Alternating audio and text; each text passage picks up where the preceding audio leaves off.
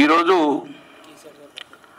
చాలామంది కళాకారులు ఒకప్పుడు ఆదరణ లేక మట్టిలో మాణిక్యాలు ఉన్న వ్యక్తులు చాలామంది కూడా అరుదుగా ఉండే, కానీ ఈరోజు సోషల్ మీడియా వచ్చిన తర్వాత ప్రతి ఒక్కరి నైపుణ్యం కూడా బాహ్య ప్రపంచానికి తెలియజేసింది ఇది సోషల్ మీడియా. తద్వారా ఎన్నో అవకాశాలు వచ్చినాయి.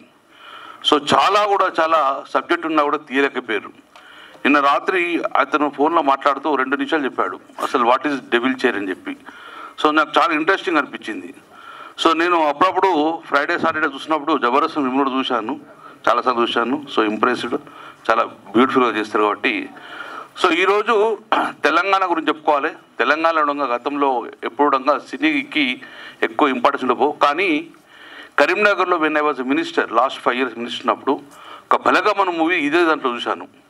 బలగమన మూవీ అప్పుడంతా కరీంనగర్ వాళ్ళు చూసినప్పుడు దిల్ రాజు నేను అందరినీ కలిసి చూసాము అప్పుడు.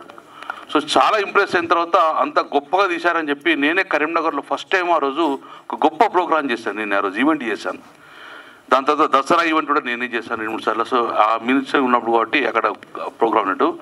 సో నేను కూడా ఈ మూవీ నాకు తెలియదు, కానీ బట్ మంచి ఫ్యూచర్ ఉండాలి, మంచి హిట్ కావాలని కోరుకుంటా. మీకు కరెక్ట్ హిట్ అయితే definite will invite to Karimnagar. It's a good place.